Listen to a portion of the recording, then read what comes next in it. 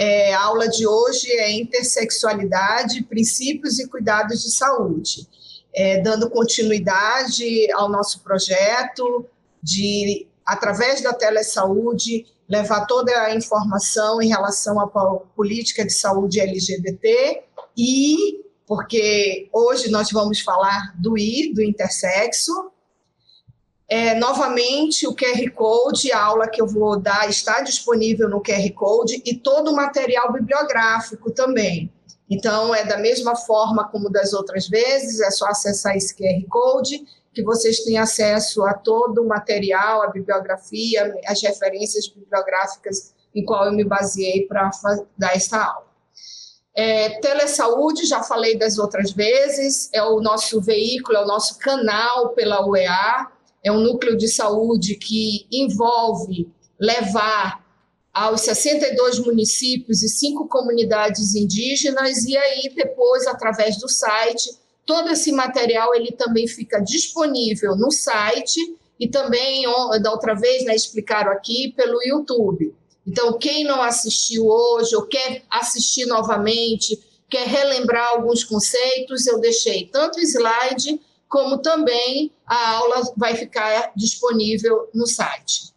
Lembrar de preencher o questionáriozinho de satisfação que o Kevin vai liberar. Também essa aula tem direito a um certificado, então tem que entrar ali no site e fazer tudo, que depois o certificado fica liberado. Então, vamos começar. Para quem não assistiu das outras aulas, esse faz parte de um projeto, o projeto Telesaúde, como ferramenta virtual de promoção à saúde LGBT. E aí, um parêntese, porque não tem o I. Na sigla, os conceitos, e eu não vou entrar muito nesse detalhe, vou seguir direto ao tema, o I, ele fica LGBT, mais LGBTI+, e aí realmente quando nós escrevemos, o I ele não entrou porque nós utilizamos a questão nomenclatura como está na portaria.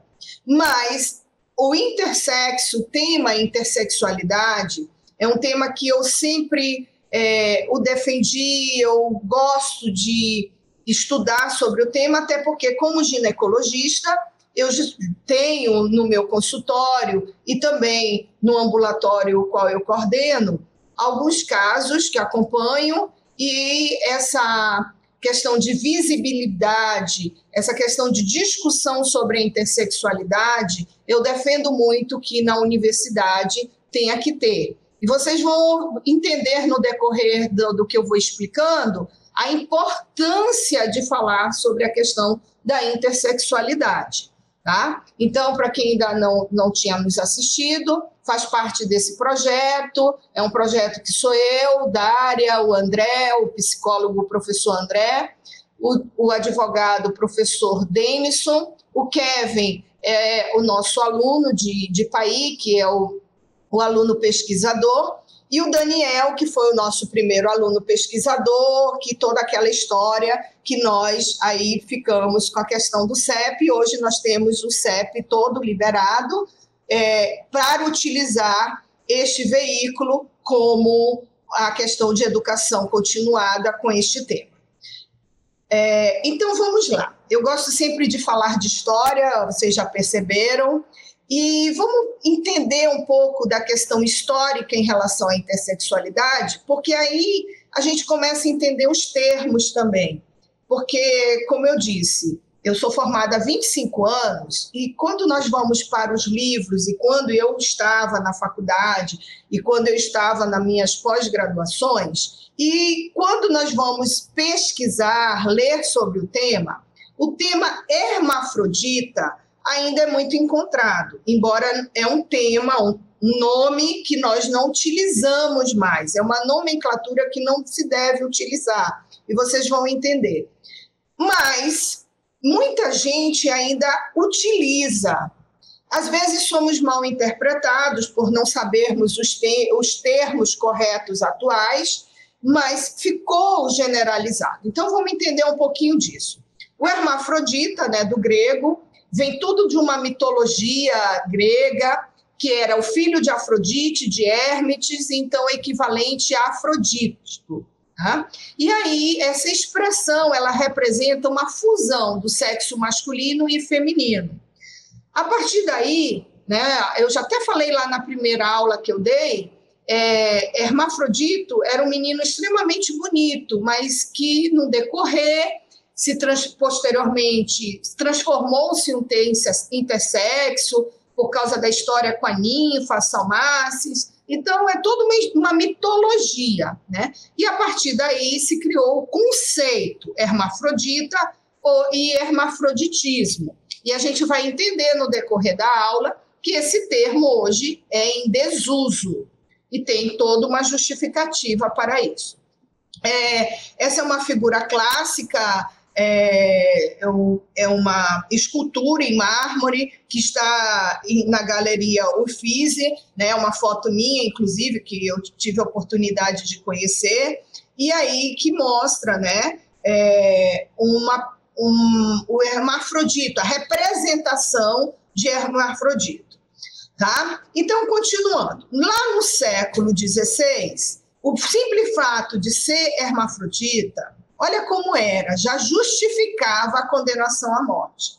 São pessoas que, no decorrer histórico, essa questão de violência, de não aceitação, de não compreender o que é este corpo, sempre ocorreu. E acredito que nos nossos tempos atuais, pela questão do desconhecimento, ainda continuam certos preconceitos em relação a tudo isso. No século XVII, observou-se que uma modificação imperativa e levava a essas penalidades, né? Elas passavam a ter muito mais discussão. Então, o indivíduo, ele corria um erro grave contra as leis penais, no caso. Depois que era escolhido o sexo dominante, tinha que determinar esse sexo dominante, mas se ele utilizasse o que eles chamavam de sexo anexo, ele também era punido. E quem que escolhia esse sexo? Não é muito diferente do que nós vamos discutir nos dias de hoje.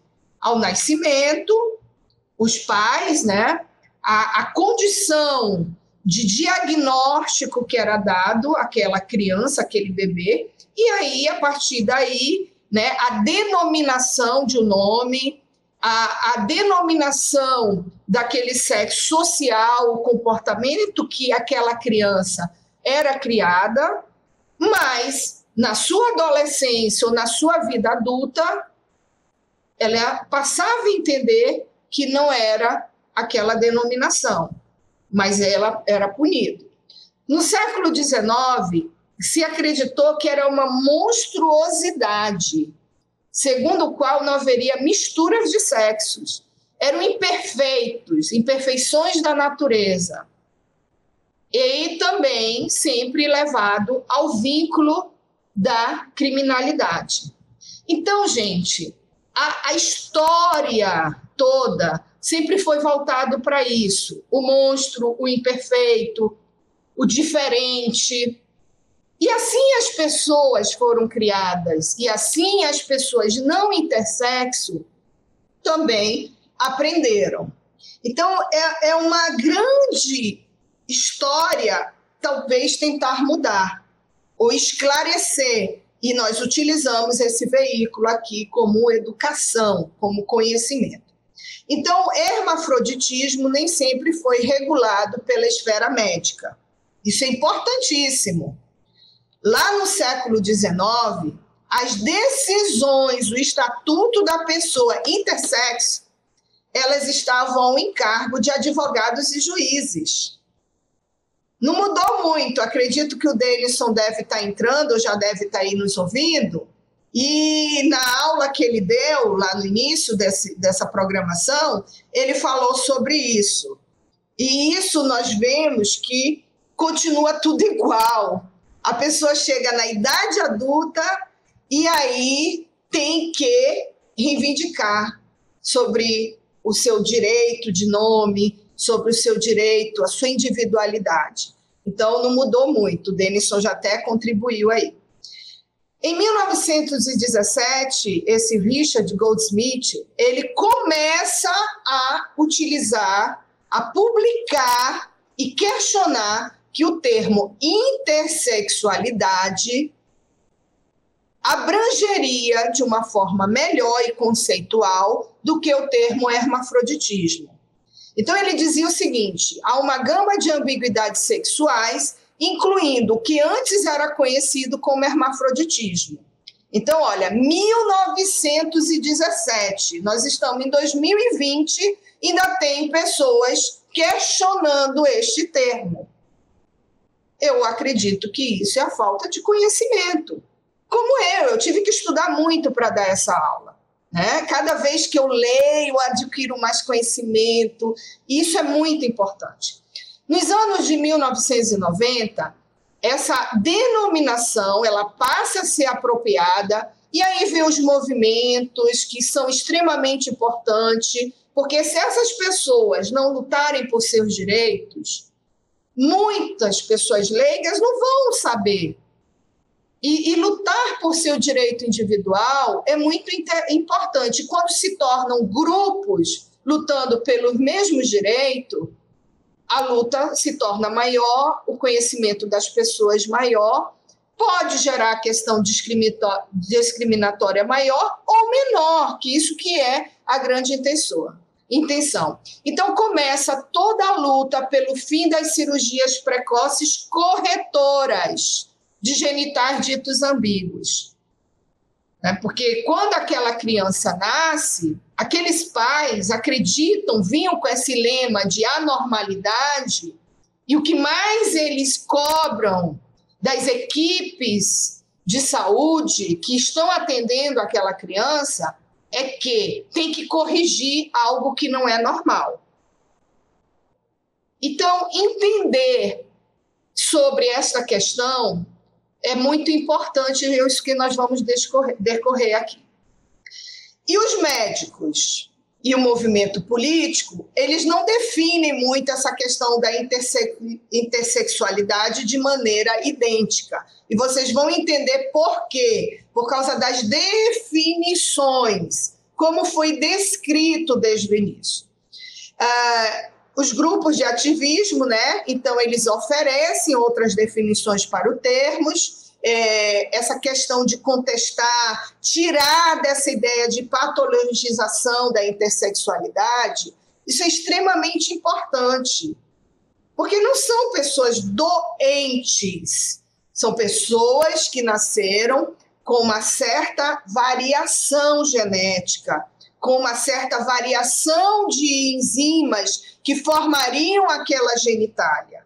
Por isso que temos vários tipos de intersexo. Então, essa classificação entre hermafroditas, pseudos hermafroditas, Alice Dreger, naquela época, ela tentou denominar a idade das gônadas. Então, isso aí é lá pelo final do século XI. Então, fica toda aquela questão, a genitália, a gônada, testículo, ovário, né? Genitália, vagina, pênis, sempre tem essa discussão. A medicina, entre o século XIX e o século XX, ele passa a entender, por isso que passa a ter um destaque, a origem da diferença sexual. Por quê? Porque somente aí é feita a descoberta dos hormônios sexuais. Foi a partir daí que, inclusive, na fisiologia do corpo humano, muitos hormônios foram descobertos. Então, os hormônios, hipófise, hipotálamo, tireoide, ovário, testículo, e muitos hormônios que hoje alguns acreditam que são vitaminas que faltam no nosso organismo, não são vitaminas, são hormônios. As nossas células secretam hormônios. E entender, dentro da fisiologia do corpo humano, o que é a ação desses hormônios desde intraútero é extremamente importante. Para saber, olha essa frase, eu botei bem destacada. Para saber se é homem ou mulher, depende de muitas coisas. O hormônio. A testosterona é muito importante. Pode ter um homem XY que não tem receptor suficiente para a testosterona e parece uma mulher. E pode ter uma mulher com excesso de testosterona que, na verdade, é como homem. Temos que entender quando acontece a sensibilização da testosterona no feto.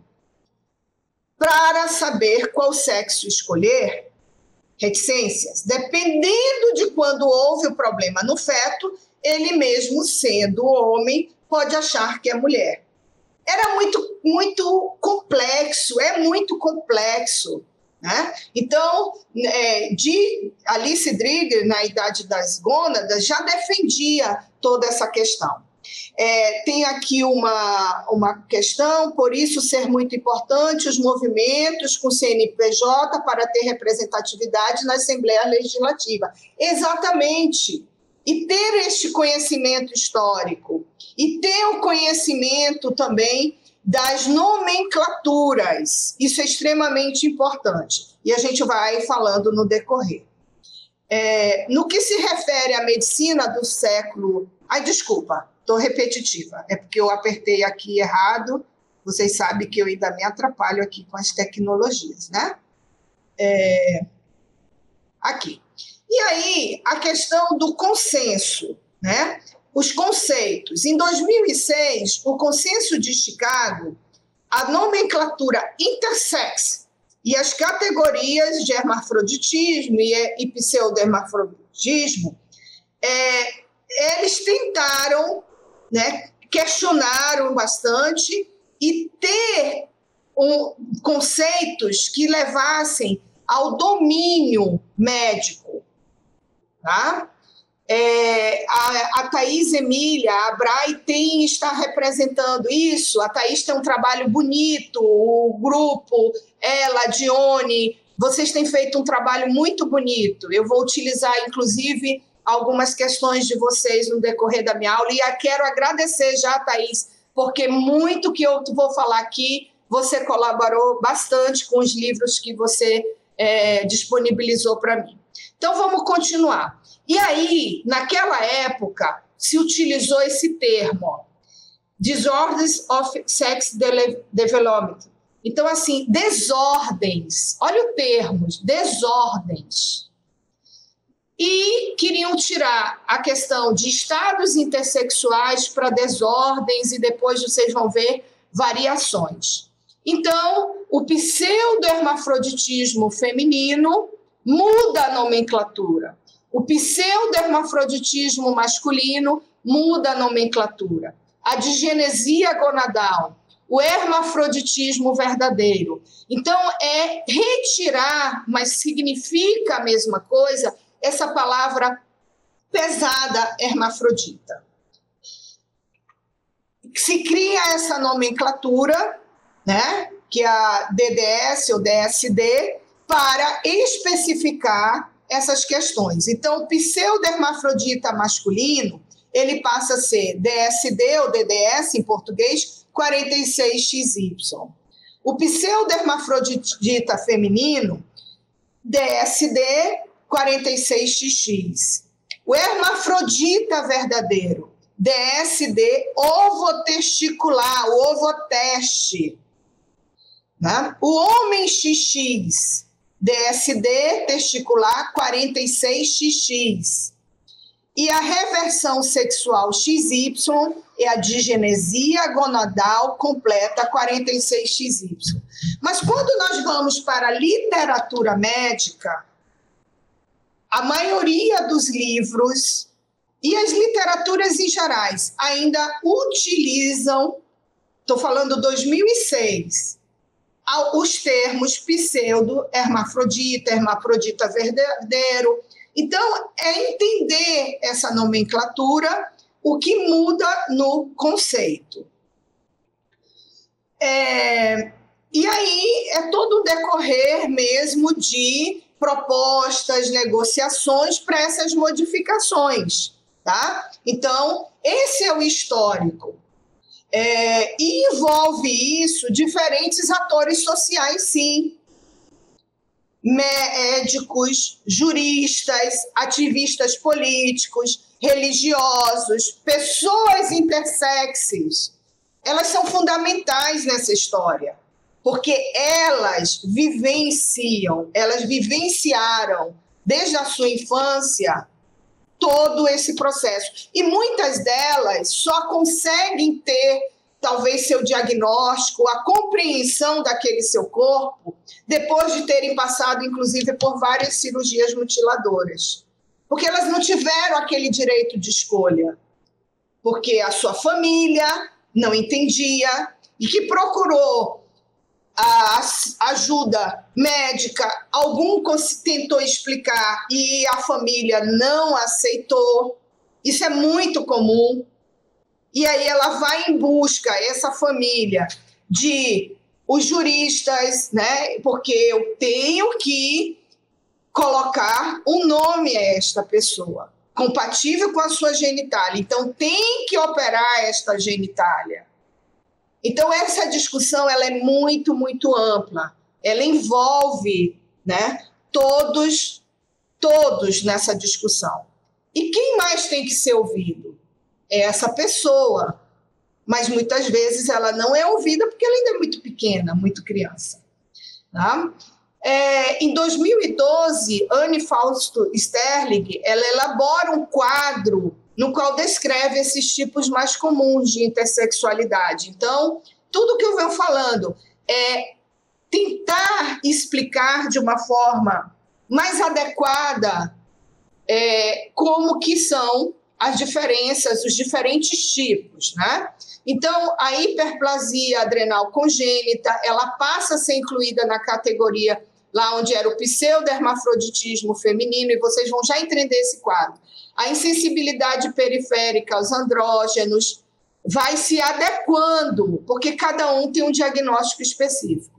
A digenesia gonadal, as hipospádias, a síndrome de Turner, a síndrome de Klinefelter.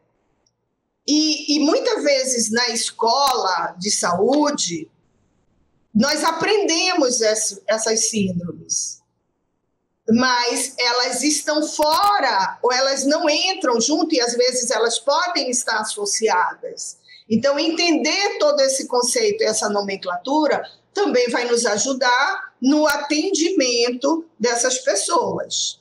Então, essa é a classificação, né, proporcionada, onde se leva a essa categoria ligada ao cromossoma sexual, né, as diferenças, e aí passa a identificar onde que está cada desordem. Porque a gente tem que fazer um diagnóstico.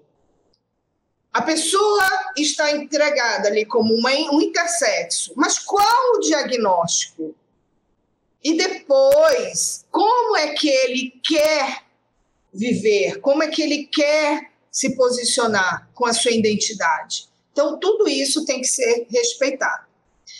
As falas dos médicos apontam que a existência da cirurgia e de todo o aparato tecnológico para adequação de gênero faz com que a decisão pela cirurgia e pelo uso de hormônios sexuais deixe de ser uma opção e se torne uma obrigação dos pais. Eu tenho 25 anos de formada. Foi isso que eu aprendi na faculdade. Não vou negar. Depois, na minha subespecialização em ginecologia endócrina, em reprodução humana, eu fui para um outro país estudar, e lá tinha um ambulatório específico, diferenciação sexual. Eu era muito jovem, e assim que eu aprendi. E muitos da minha geração como médico foi assim que aprenderam. Hoje cabe a nós utilizarmos esses novos termos, conceitos e entendermos toda essa situação. E ouvir aquela família, ouvir aquela pessoa é extremamente importante. É interessante notar que essa condição intersexual é um contra-exemplo natural, são teorias mesmo, da ideia do corpo sexuado normal, da existência de uma identidade de gênero. Muitas pessoas não conseguem entender o que é o sexo biológico, o que é essa questão da identidade. Eu vou falar novamente, já foi falado nas nossas aulas anteriores. Então, essa ambiguidade genital, ela rompe realmente o imaginário dos ideais de uma sexualidade biológica.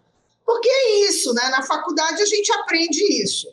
Sexo masculino, sexo feminino. O que tem dois, é anormal. É essa formação que as escolas de saúde dão, infelizmente é. E talvez a gente tenha que voltar a essa temática, trazer esta temática para o melhor entendimento. E aí, com isso, nós vamos ter melhor atendimento para essas questões e para essas pessoas. Tá? Não são suficientes para que a equipe médica possa afirmar a que sexo aquele indivíduo pertence. Se nós não fizermos a análise cromossomial, a análise hormonal, a identificação de gônadas internas e externas que estão naquela pessoa. Como eu falei na aula de quarta-feira, é individual. A questão do diagnóstico é individual. Então, tudo isso contrapõe mesmo. A ambiguidade genital se apresenta, então, como o real do corpo biológico sexuado, ilustrando o necessário fracasso de qualquer tentativa de responder biologicamente pela verdade do sexo. É muito, muito comum isso, a fala dos profissionais de saúde.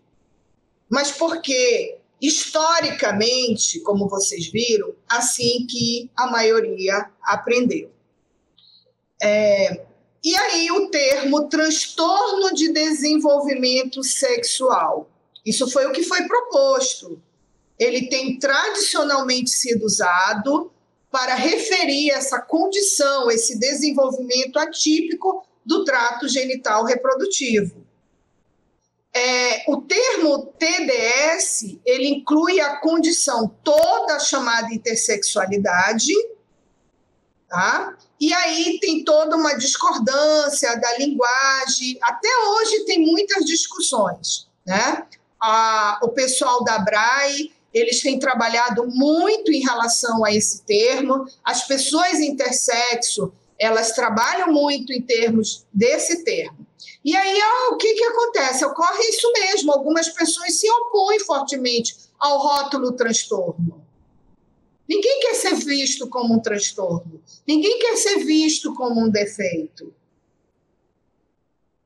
Tem uma questão congênita associada àquele corpo, então, utilizar o termo intersexo, intersexualidade e alocar aquela pessoa individualmente, em que situação está, isso é o que é o ideal. A associação WPATH, que eu já falei sobre isso, eu falo no final mais sobre ela utiliza o termo variações biológicas de sexo. Então, tem muita discussão sobre isso, eu vou colocar esses termos, porque assim estão nos protocolos. Então, porque para descrever as variações dessas manifestações biológicas. Então, é tirar aquela palavra disfunção, tirar aquela palavra transtorno. Então, utiliza esse termo, variações biológicas, tá?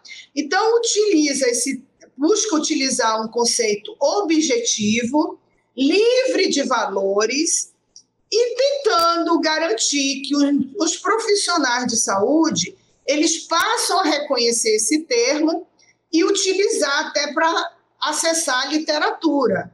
Porque hoje a literatura atual vai usar muito o termo DDS, vai tentar utilizar o termo TDS, transtorno, e talvez esse termo variação passe a ser utilizado nas novas publicações, tá? Então, essa terminologia permanece aberta, essa terminologia, para tentar isso. Talvez o que nós estamos fazendo aqui, né? Ouvir a experiência dos membros dessa população diversificada e ter acesso, melhorar o acesso a essa população no que gera a questão à saúde, a sua atenção à saúde, a atenção à saúde fora de discriminação, que tem um acolhimento melhor, que tem uma resolução melhor do casos específicos. Epidemiologicamente, sabe-se que as pessoas intersexo, dentro da questão, varia entre 0,05% e a 1,7% da população mundial. Então, vamos fazer uma comparação.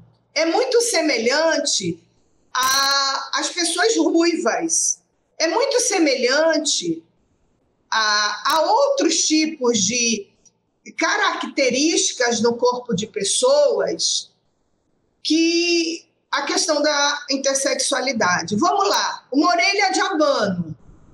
Vai operar logo o bebezinho por uma orelha de abano, que ele é 1% também da população mundial. Por que a questão do intersexo, desde que nasce, vem aquela família, a primeira coisa que nos pergunta: tem que operar, quero saber, é homem ou mulher, homem ou mulher, homem ou mulher, tem que operar. E também de alguns grupos, porque assim aprenderam, de que vai ser resolvido através de múltiplas cirurgias. Então, 1 a cada 200 pessoas são intersexo, né? E aí, essa variação, ó, 1 a cada 1.500 nascimentos pode ser a questão feminina e 1 a cada 2.000 nascimentos a questão masculina, né? A questão da genitália típica, tá? Feminina e masculina. Como as pessoas não intersexo, as pessoas intersexo, elas têm também o direito de ter sua identidade de gênero, sua expressão de gênero, sua orientação sexual. Isso varia de cada pessoa.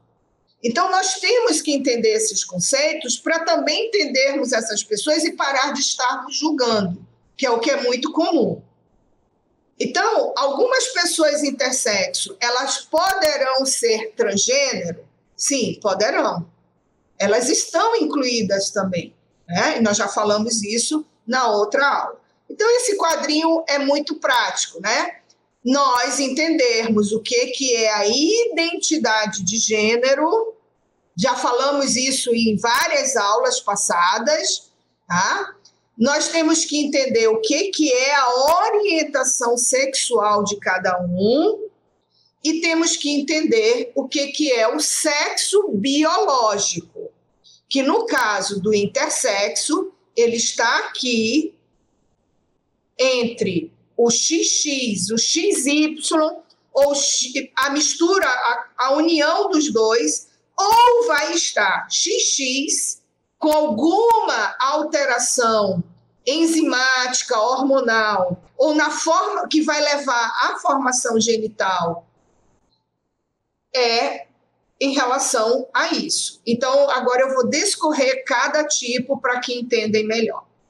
Da literatura, eu vou deixar lá no QR Code, já está a norma de atenção da sociedade. Quando a gente busca literatura sobre intersexo, infelizmente tem pouca coisa. É real isso.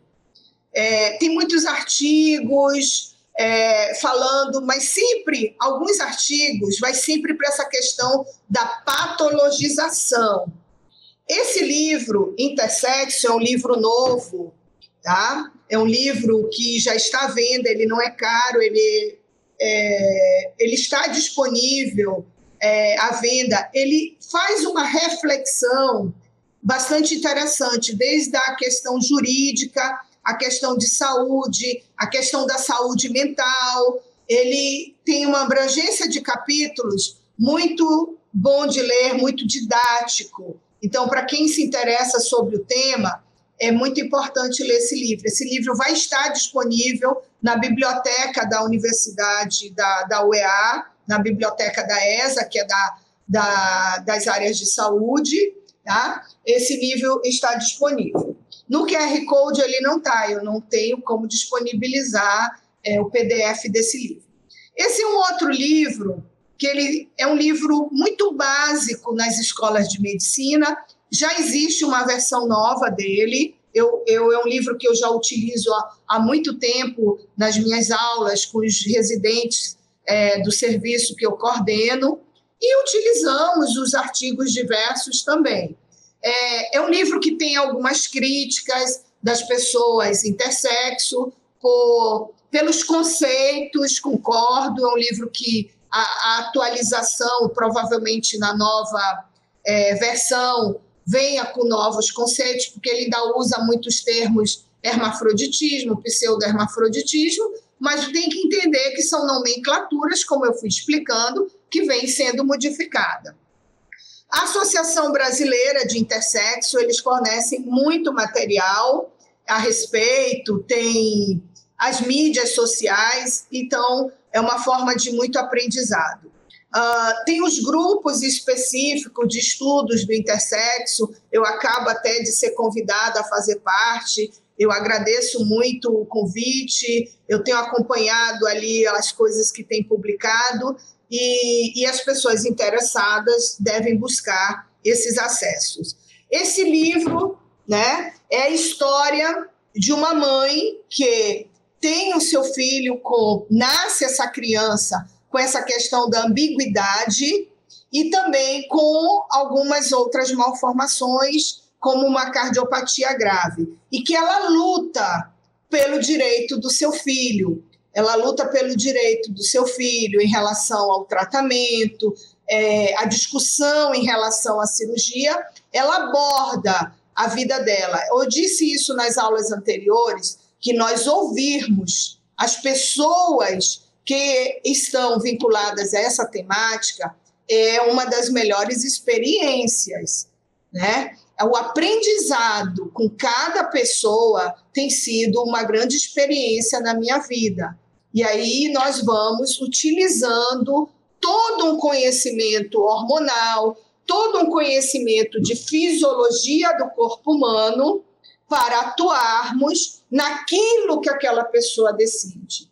E Thaís conta muito bem toda a luta dela e o que aconteceu com Jacob, Y, né, que ela coloca, porque ela conta a vivência dela, como que foi em relação ao seu filho. Então, é muito importante nós ouvirmos essas pessoas.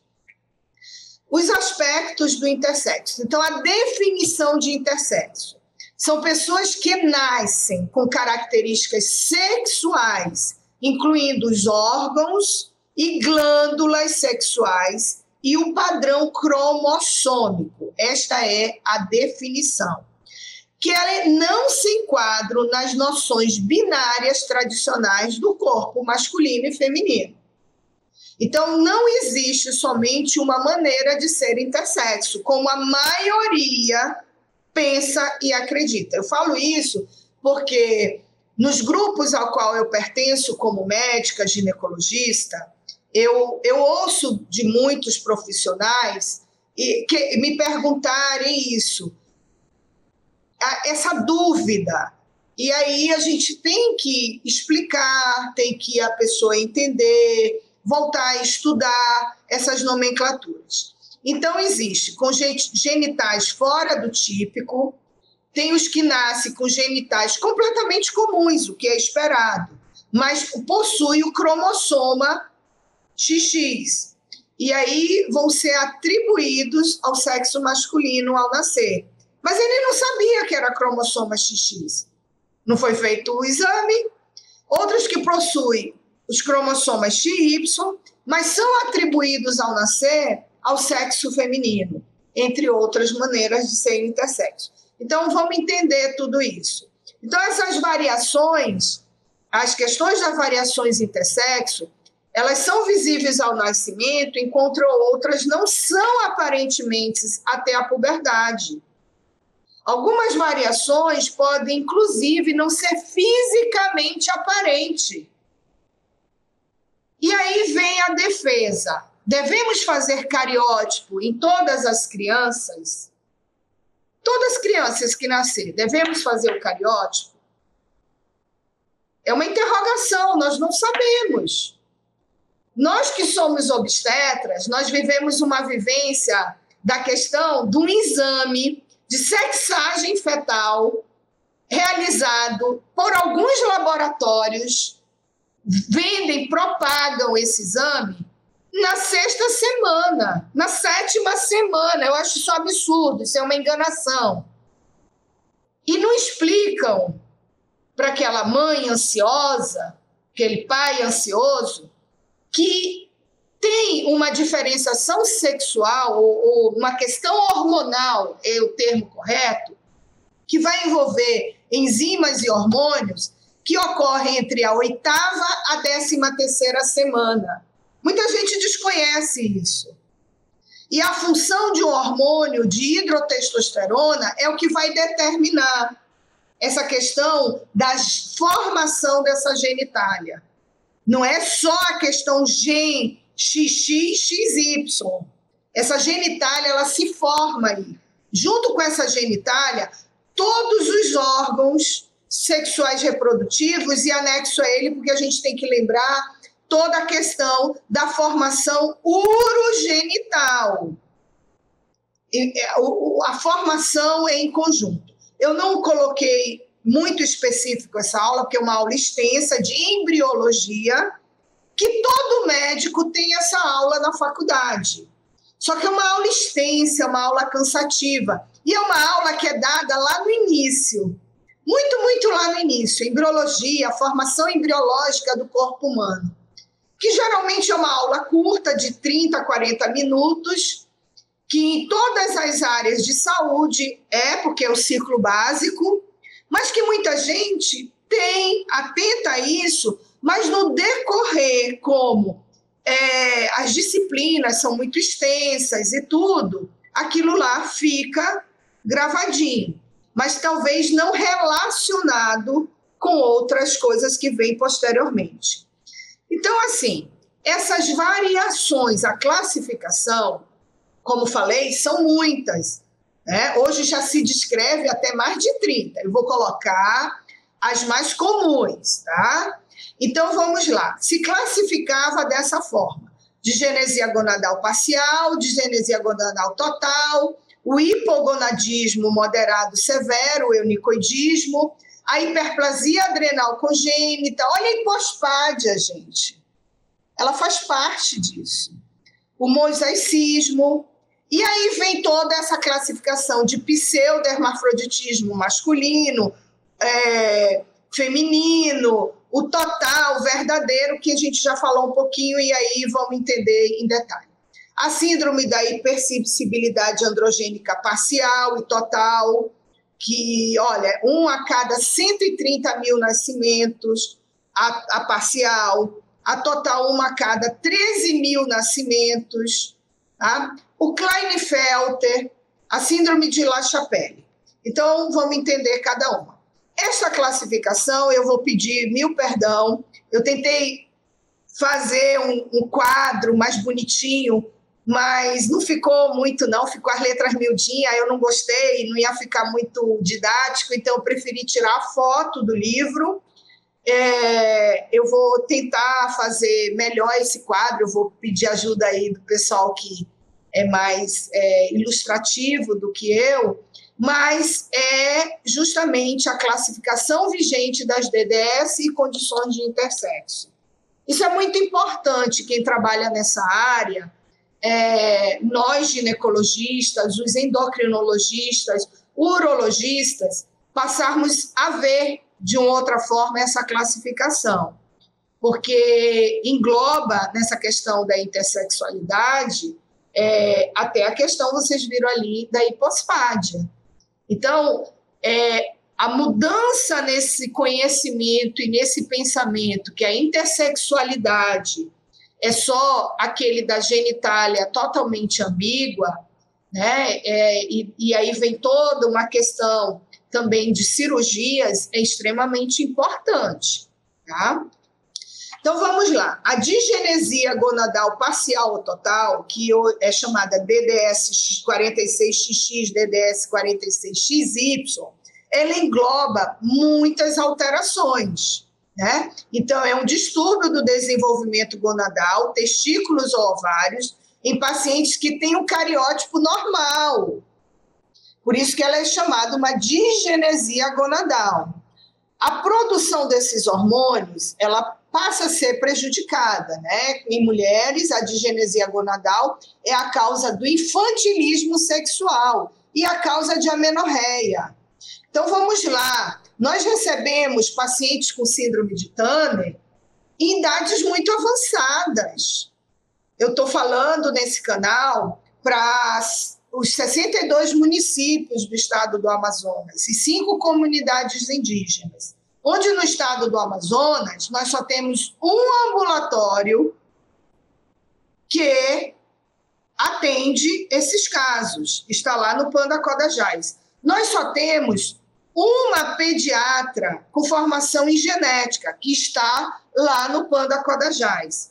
Nós só temos no estado do Amazonas, eu acredito que, eu vou falar de SUS, 2 ou 3 endócrinos pediatras. Então, essa população, ela está perdida. E muitas vezes ela só tem o seu diagnóstico muito tardio. Ou ela acaba sendo não explicado para essa mãe, e tem as perdas também, né? Quando a gente fala ali a questão dessas digenesias, que tem a ver com a questão cromossômica, tem as perdas, né? As perdas fetais, tem todas essas questões no histórico dessas mulheres, e que não são muito bem explicado a elas. Então, cabe a nós entendermos. Imagine um Klinefelter que ele só recebe o diagnóstico dele quando ele vem ou a mulher dele busca uma consulta de infertilidade. E aí ele recebe o diagnóstico, porque ele tem uma azospermia, e recebe um diagnóstico. Nós temos que pedir o cariótipo, que ele é um Klinefelter. Então, nós temos que estar muito atentos a essa questão. Eu digo que no Brasil existe uma lacuna grande entre a criança, o bebê, a criança na sua idade de vacinação, e depois tem uma lacuna entre aquela transição puberdade e adolescência, a ida ao profissional de saúde. Isso é fato. E aí, muito dessas pessoas têm seus diagnósticos muito mais tardio, porque não houve, são pessoas normais, tranquilo, mas não teve, talvez, a curiosidade. Qual é a questão aqui com a minha genitália? Ou o meu hipodesenvolvimento? Ou por que não menstruou? Tá? Então, são questões que também devem ser faladas. O eunucoidismo, o hipogonadismo moderado ou severo, ele está dentro de uma DDS 46XY. Então, essa questão eunucoide é um termo médico para se referir indivíduos que nasceram com órgãos genitais masculinos, mas algum motivo eles são incapazes de reprodução. E começa a faltar os caracteres masculinos secundários. Então, não vai ter a voz grossa, a barba, o pelo, né? A questão do pelo. Tem ali a questão do testículo, tamanho normal. Tem o seu desejo sexual, né? Mas eles podem, em alguns casos, desenvolver uma aparência sexualmente ambígua ou mais feminina. E aí, alguma formação também em relação pernas, né, a parte de tórax. Então, existe a primária, por uma falência testicular pré-puberal. Quantas mães manipulam a genitália e não percebem? Eu recebo isso no ambulatório. Tá? aquela não desenvolvimento adequado. Secundária, a outra, secundária, distúrbios hipofisários e hipotalâmicos. Então, são distúrbios que podem ocorrer no decorrer do seu crescimento, que não vai levar a essa formação, a questão toda da formação desses caracteres, porque ele não está produzindo o hormônio específico. Tem uma pergunta aqui, eu creio que devem ser criados protocolos específicos para além da resolução do CFM.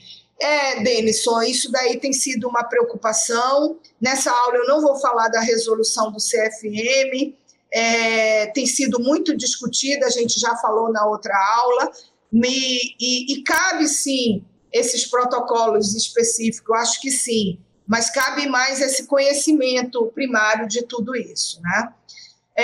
Em ambos os casos, pode ser devido a fatores congênitos, então aquelas rotas metabólicas dos esteroides, eu cobro muito dos meus médicos residentes, meus alunos residentes, temos que saber fisiologia, tem que saber esteroidogênese, não é fácil, gente, eu não sei aquilo tudo de cor até hoje, eu tenho minhas dúvidas, eu volto para a sequência da esteroidogênese, por quê? Defeitos enzimáticos primários levam a diversas alterações. E não é fácil dar esse diagnóstico ao nascimento.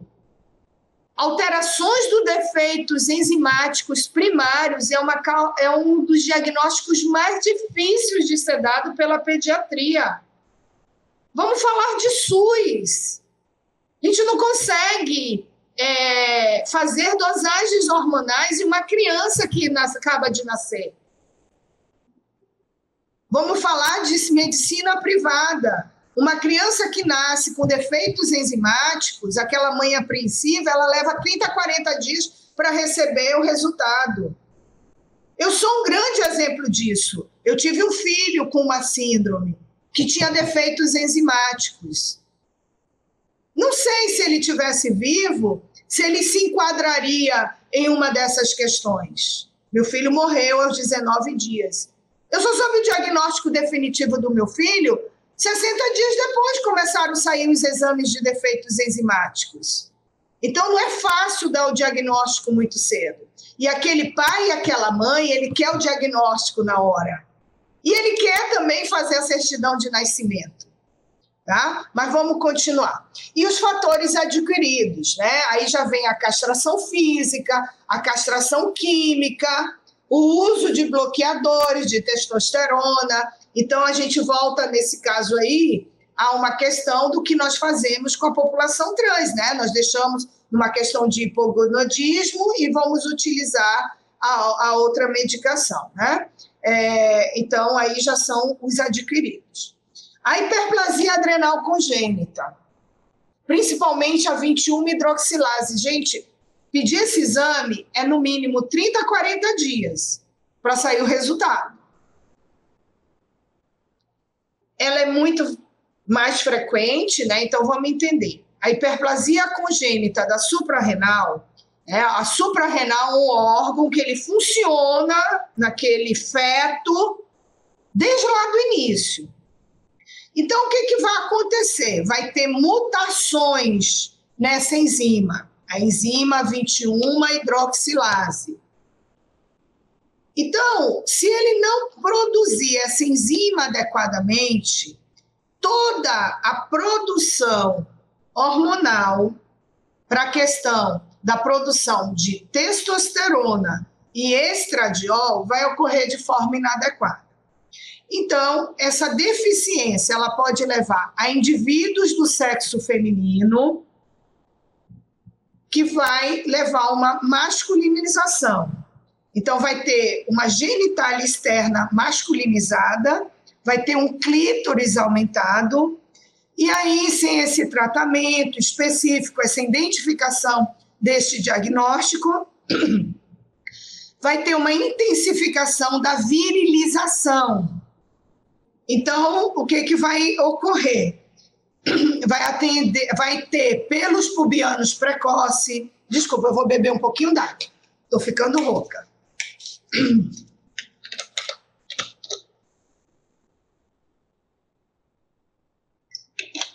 a pilificação corporal típica do sexo masculino, e aí vai ter ausência de menstruação e engrossamento da voz. Então, são diagnósticos que se perdem, porque o que tem a hiperplasia congênita pelo 21, que se perdem e que se faz esse diagnóstico ali na fase pré-púbere ou na adolescência. Os indivíduos do sexo masculino, eles afetados pela essa deficiência da 21-hidroxilase, eles vão possuir uma genitália externa normal. E muitas vezes o diagnóstico não é feito inicialmente, realmente.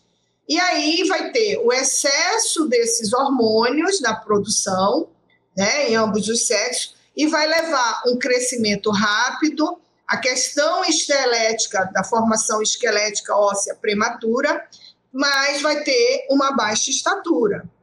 Então, pode ter também outros defeitos enzimáticos, como a deficiência da enzima 3-beta, hidroxiesteroide desidrogenase, a deficiência da enzima P450 oxirredutase, a da 11-beta hidroxilase, a da enzima aromatase. A enzima aromatase ela está presente em toda a formação, na questão genital, na questão da formação da produção hormonal. E ainda tem os tumores virilizantes, que hoje, com toda essa tecnologia ultrassonográfica, imagem, se consegue fazer diagnósticos precocemente. E que, em alguns casos, a questão cirúrgica para os tumores virilizantes, elas têm que ser muito bem abordadas. Continuando, a hipospádia, ela é uma malformação congênita do meato urinário no sexo masculino. Ela entra na classificação das DDS. Ela é caracterizada pela abertura em posição anormal, né? A saída, eu vou já mostrar uma foto. É um segundo defeito de nascença mais comum, tá? 1 a cada 300 nascimentos pode ocorrer. E aí tem o aspecto coronal, o peniano escrotal e o perineal, que é o mais grave. Quando ocorre em mulher, a abertura normal congênita da uretra é uma hipospádia, tá? E aí a parte, essa saída, sai dentro da vagina.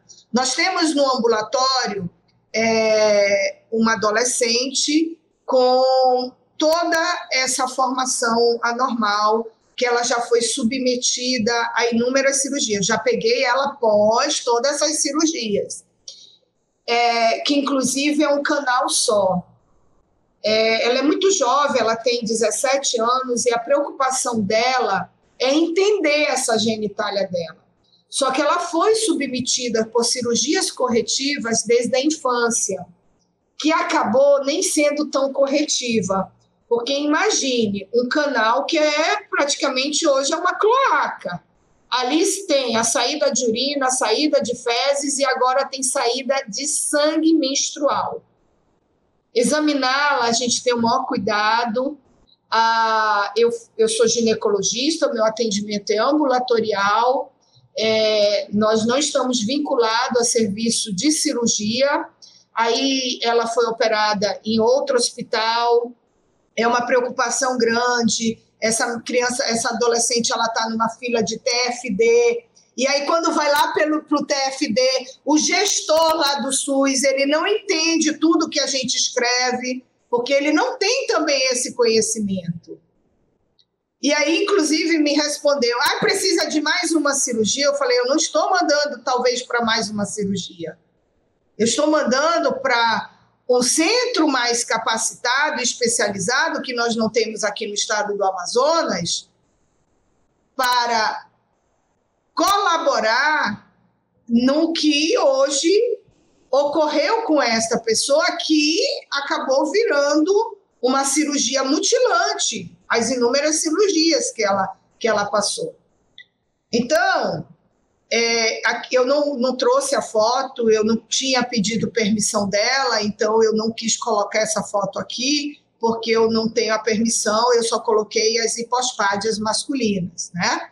E quantas vezes nós temos casos de hipospádia, eu não sou pediatra, e que o familiar, o pai, a mãe, passa pelos uros, passa pelo uropediatra, e ele quer que resolva isso. Ele quer que faça a cirurgia desde lá do início da infância sobre isso, né? Então, isso está dentro da classificação DDS. O mosaicismo, né? Em genética, o que é mosaico, né? São dois materiais genéticos distintos que vão ali, né, gerar proveniente do mesmo zigoto. Fica muita essa dúvida em mosaicismo e o quimerismo, tem uma discussão. Eu baixei um artigo que vai estar ali no QR Code sobre isso, até porque eu não sou geneticista, então eu vou só citar, eu não vou explicar no decorrer a tudo com muita veemência, né, científica. Mas aí tem o mosaicismo da linhagem germinativa.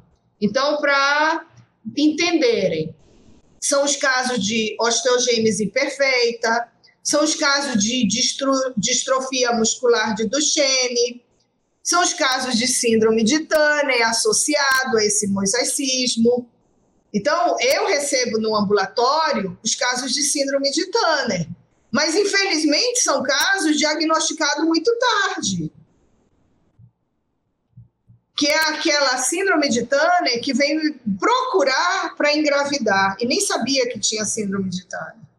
Seus familiares não atentaram à questão da baixa estatura, algumas características, ou no decorrer também dos seus atendimentos de saúde, não foi dada uma certa atenção a essas questões. A questão do mosaicismo somático, então vai afetar outras células, além das células esperma e óvulo, e aí entra a síndrome de Down e também tem a neurofibromatose. E o Down pode ter tudo isso combinado. Então, nós temos que ficar atento a todos esses diagnósticos. O ovoteste. Aí o ovoteste é o que é mais conhecido em relação à intersexualidade, é o que é mais falado, é o que é mais hoje discutido, tá? Então, vamos entender, né? O ovoteste é, na nomenclatura, o antigo pseudohermafroditismo. Então, são indivíduos que apresentam ambiguidade genital,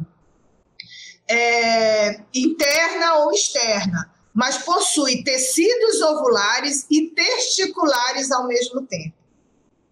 Tem gente que nem nunca ouviu falar sobre isso. 75% dos casos pode ter os dois tipos de tecidos estarem presentes em duas gônadas mistas, tá? Em outros casos, pode ter assim, o testículo de um lado e do outro lado o ovário. Ou pode ter naquela gônada metade ovário, metade testículo. Então, tem essa variabilidade. E quando faz os exames de imagem, eles não são vistos como um ovoteste. Precisa um procedimento cirúrgico, que é a laparoscopia. SUS Brasil laparoscopia, né? Em todo lugar que tem, não. Os grandes centros têm. Manaus, nem se pensar. Não tem habilitação para serviços para laparoscopia. Os dois que tem estão dando conta dos cânceres.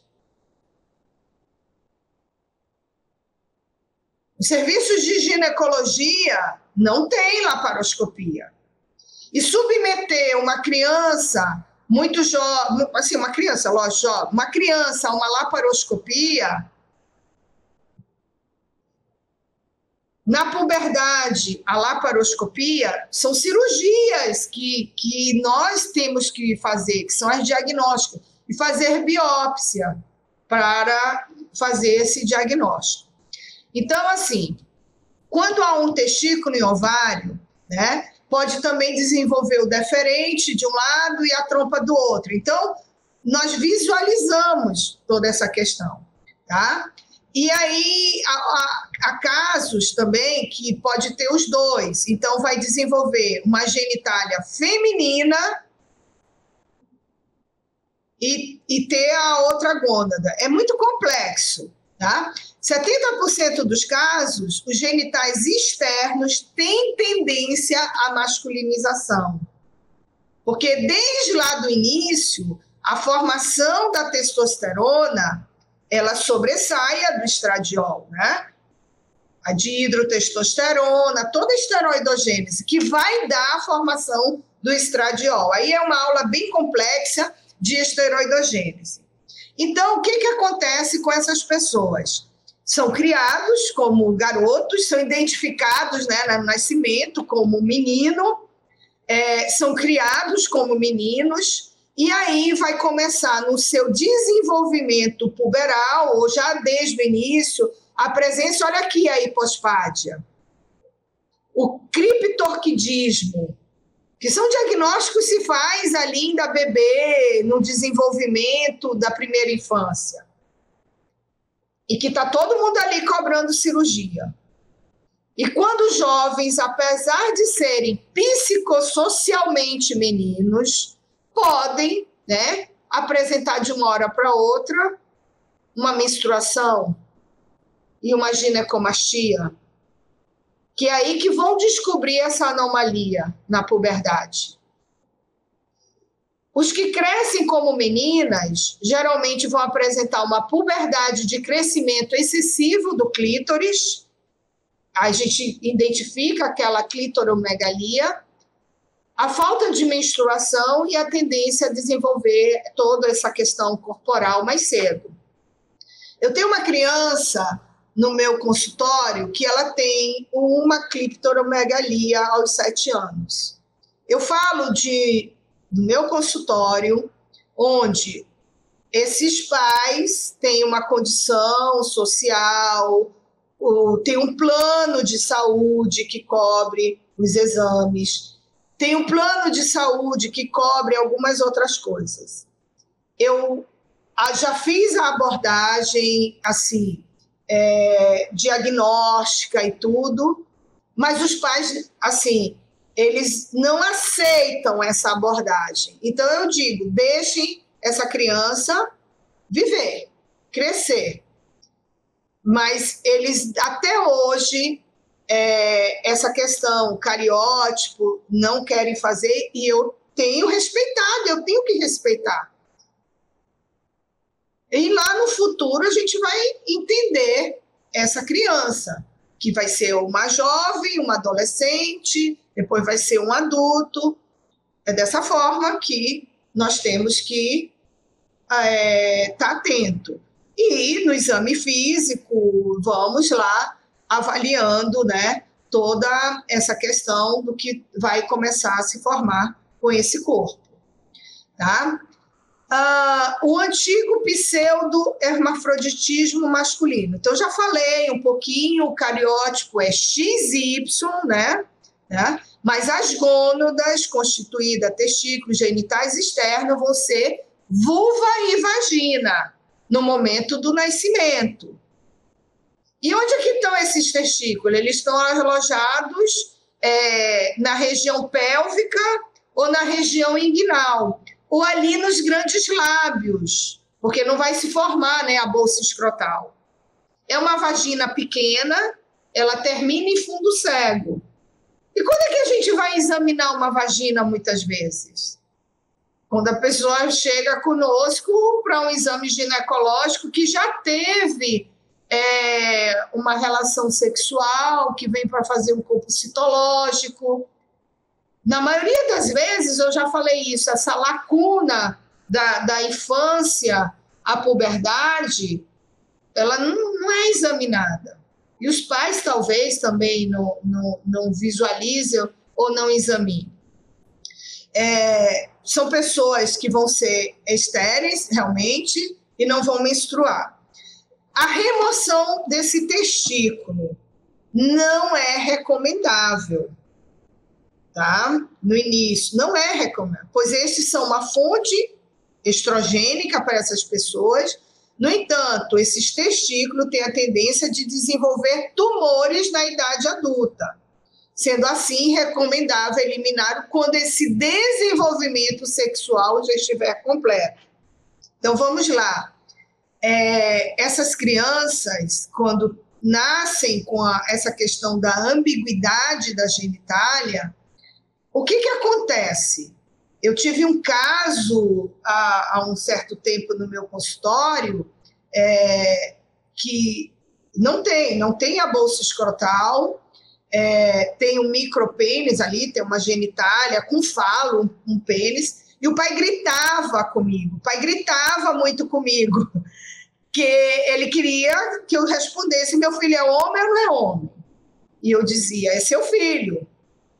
Nós aguardaram o cariótipo, a equipe de pediatria soube lidar muito bem com o caso. No outro dia, o pai fez a declaração, né, a certidão de nascimento.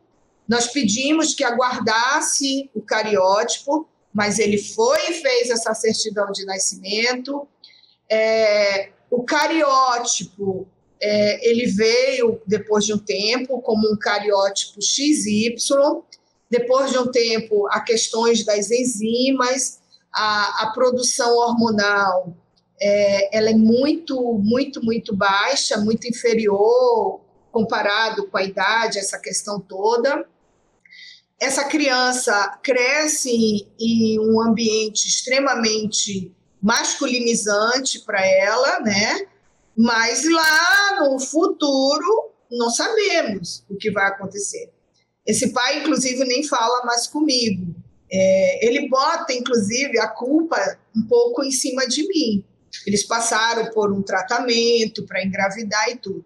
Então, gente, e isso aí eu falo para as pessoas adultas que vão descobrir seu diagnóstico muito mais tarde, que vem essa contrapartida com os profissionais de saúde e vem depois toda uma questão de diagnóstico e saúde mental junto, que as famílias, por mais que nós damos todas uma orientação, elas não estão preparadas para isso, talvez, ou por uma questão de desconhecimento de toda essa questão, não aceitam. Inclusive, não aceita nem realizar os exames, tá? Então, continuando, essa criança, ela foi levada a um outro centro, tiraram essa criança, inclusive, daqui de Manaus, e ela foi operada. E não encontraram o testículo. Agora estão encontrando o que seria, assim, com muita dificuldade em alguns exames, né? Essa criança agora já tem ali seus 4 para 5 anos, algum resquício de uma gônada, e vamos ver aí o que vai acontecer. Mas a criança já passou, inclusive, por 2 cirurgias. Tá? Então, culpar só que o médico quer operar, nós também temos a família cobrando, né, em relação a tudo isso. Vou ser um pouco repetitiva, né? Então, o pseudohermafroditismo feminino, aí vem com cromossoma XX, internamente tem a questão dos óvulos, né, do ovário, mas vão exibir uma masculinização da genitália externa. E aí, por quê? A produção excessiva de andrógenos pelas suprarrenais, e aí é o que vai denominar essa síndrome. Então, nós vamos ter os marcadores hormonais aumentados. Pode vir devido a andrógenos provenientes da placenta e pode também ter sido ingeridos pela gestante, em alguns casos, para evitar aborto. Tem hoje toda uma discussão com o uso excessivo da progesterona.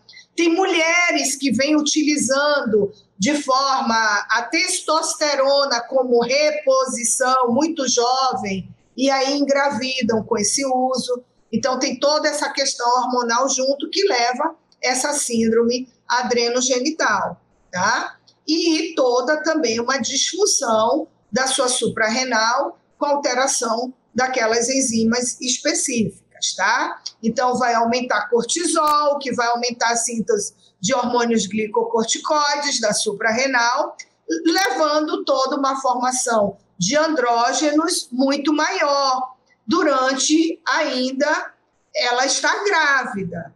E isso leva a toda uma masculinização na formação dessa genitália, ok? O homem XX, tá? O homem XX, né, que é o DDS 46XX testicular, ele foi descrito pela primeira vez em 1964 por de La Chapelle, então por isso que ficou também denominado síndrome de La Chapelle, e é o cromossoma sexual XX. Ele tem uma interação, lembra lá que eu falei da embriologia, lá do início, entre a 8ª até a 13ª semana, o gene CRY do cromossoma Y e o cromossoma X, né, que vem ali com a questão do espermatozoide, e aí não ocorre lá toda uma fusão nesse desenvolvimento, levando a essas formações. Afeta de 4 a 5 mil em cada 100 mil recém-nascidos. Algumas pessoas com essas síndromes são totalmente virilizadas, indistinguíveis de uma pessoa do sexo masculino XY, o sexo cromossômico. Então, na adolescência, esses testículos não produzem testo, os testículos produzem a testo, produzem o hormônio antimileriano, eles produzem aí e vão induzir toda essa virilização, que ela pode ser total ou parcial. São pessoas azospérmicas, o termo é esse. Não vão produzir espermas no ejaculado. Vão ter, né, a questão da ejaculação, mas sem espermatozoide. E vai ter uma distribuição nesse corpo, um pouco feminina, né? A questão dos pelos, o testículo tem uma microorquidia, pode ter a questão da criptorquidia, né, que vai estar internamente, a estatura ser menor, vai ter um pouquinho da questão de seios, de ginecomastia, menos libido, uma genitália ambígua, tá? É um pouquinho raro, mas pode estar presente. Então, muitas vezes esse momento que vai ser feito este diagnóstico, ou, lamentavelmente, esse diagnóstico acaba sendo feito quando aquele casal nos procura para a questão de infertilidade. E se dá um diagnóstico nesse momento, né, gera, inclusive, um grande impacto para a questão dessa pessoa, tá? A síndrome de insensibilidade androgênica, né? É a síndrome de Morris, é uma condição caracterizada pela incapacidade parcial ou total da célula de produzir, de responder aos andrógenos, como testosterona. Então, essa falta dessa resposta vai impedir o desenvolvimento do pênis desde lá do feto. Então, o que vai ocorrer? Vai ter um desenvolvimento de caracteres sexuais secundários nesse indivíduo geneticamente masculino, levando, né, a essa condição. Então, tem 3 categorias da síndrome de insensibilidade androgênica. Tem a síndrome de insensibilidade aos andrógenos completo, então é quando a genitália externa é semelhante, atípica de uma pessoa atribuída ao sexo ao nascer. Tem a parcial, a genitália externa é parcialmente masculina, e tem a genitália externa, né, com semelhante atípica de uma pessoa atribuída ao sexo masculino ao nascer.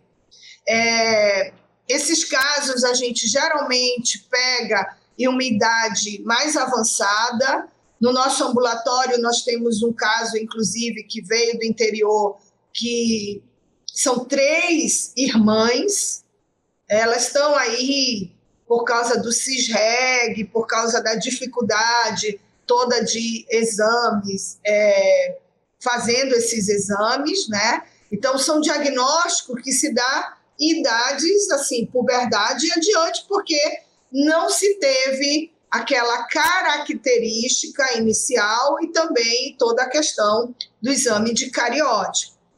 O Klinefelter, muitas vezes também é um diagnóstico que se dá tardiamente, né? O cariótipo é 47XY, tá? Então, ele vai ter, né, os indivíduos, as pessoas que têm isso, ele vai ter o hipogonadismo hipergonadotrópico, vai ter a azospermia, vai ter a atrofia testicular, mas ela tem uma consistência, então ele fica achando ali, né, essa questão toda do testículo. O hipodesenvolvimento dos caracteres sexuais secundários e tem aí associado uma ginecomastia. Eu já dei vários diagnósticos de Klinefelter para casais que buscaram por questão de infertilidade. E diagnósticos muito tardios, e diagnósticos que implica em toda a questão daquele casal e da reprodução daquele casal. E aí eu sempre me questiono sobre isso. Por que esse diagnóstico foi dado de forma muito tarde?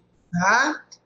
Mas só chegou a minha pessoa já com muito tempo. Tá? Então, assim, eles têm um aspecto totalmente normal, lógico, né? Todo mundo tem esse aspecto normal.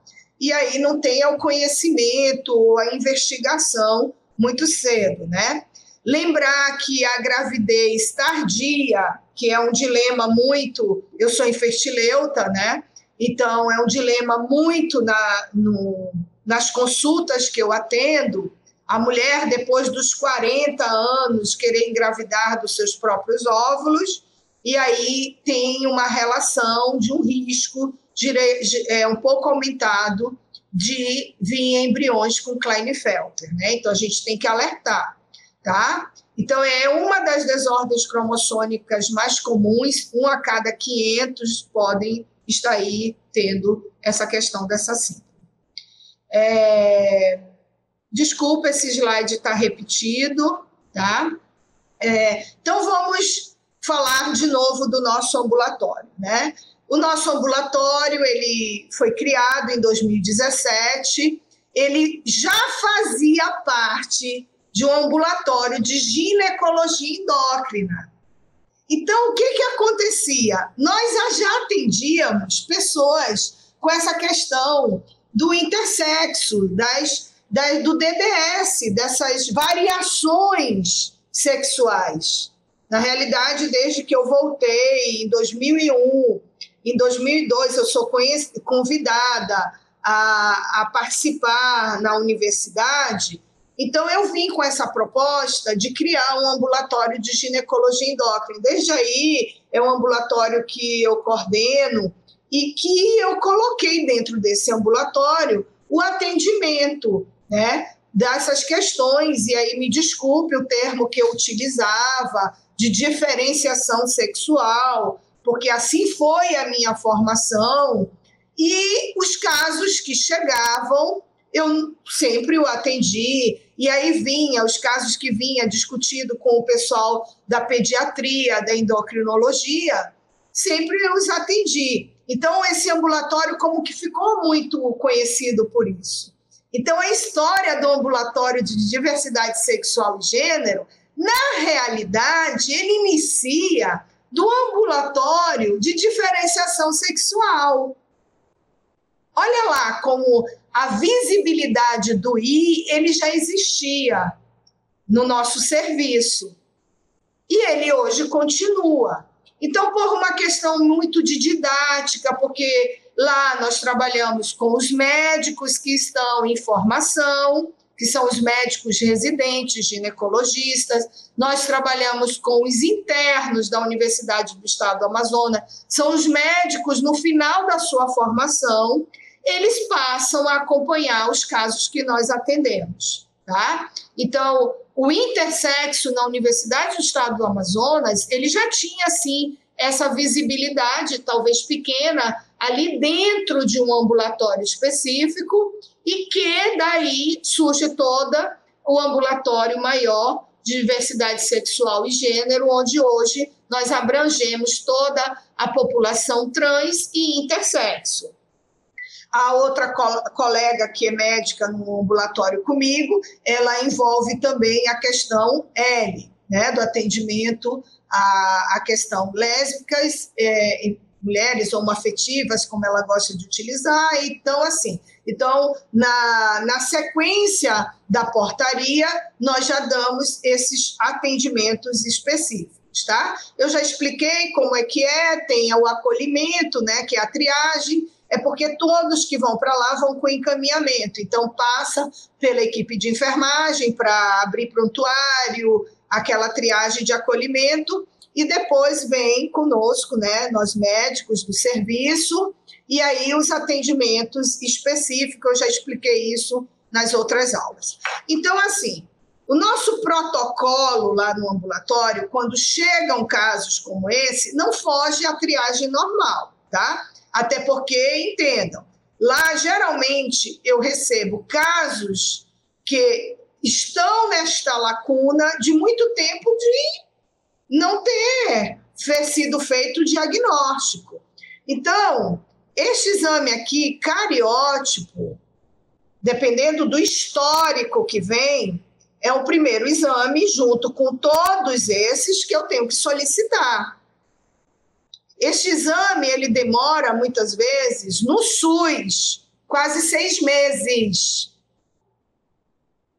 É muito tempo. Mas, pelo menos, esses aqui demoram aí de 1 a 3 meses.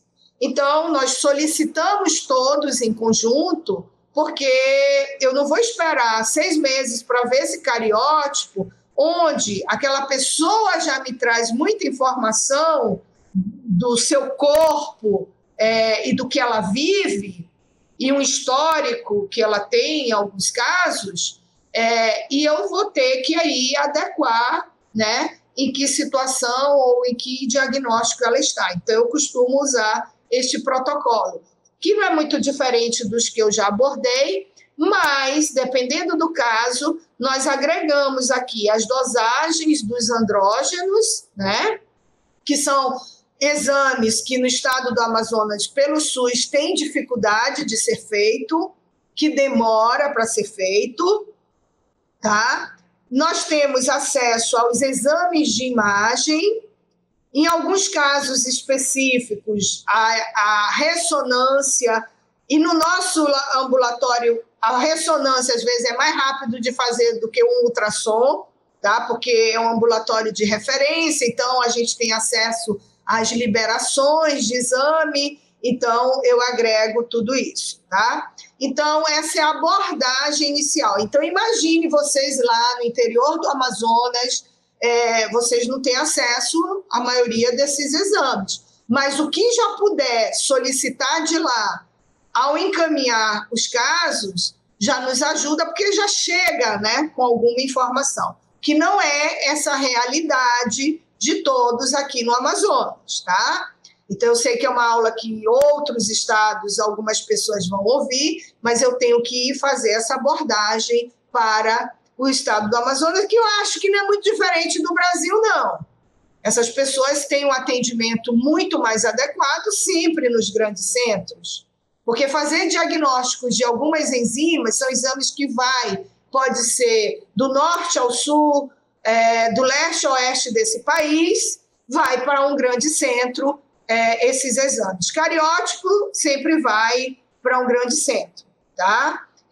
Então, são questões no diagnóstico que os gestores têm que avaliar, são questões no diagnóstico que a portaria tem que ser revista, que foi o que o professor Denison colocou aí. protocolos específicos têm que ser revistos.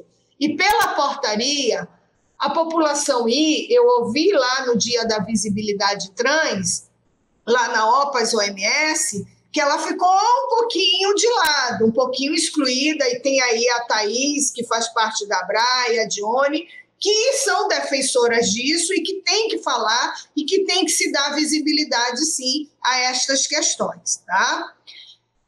Eu já falei disso em outra aula, né? Então eu sigo muito esse protocolo, como os protocolos anteriores que eu citei, que somos hoje profissionais que estamos dedicados a estudar, a entender. Eu tenho, a cada dia, feito um grande aprendizado em relação à temática. E cabe a mim, como professora, dar educação continuada na universidade a qual eu atuo. Então, uso telesaúde, uso a sala de aula a abordar esse tema, né? Assim como todos da área em geral, né? Começar a entender melhor esse tema e levar o respeito, a dignidade, a igualdade para toda essa população, né? Ok? Então, vamos lá. Em relação às variações biológicas do sexo, assim como o Dalga Patti gosta de utilizar esse termo para tirar aquela coisa da diferenciação, do distúrbio, do transtorno, é uma forma de moldar melhor essa expressão, né, intersexual e suas variações biológicas do sexo. Então, a gente faz isso através das observações dos genitais atípicos no nascimento.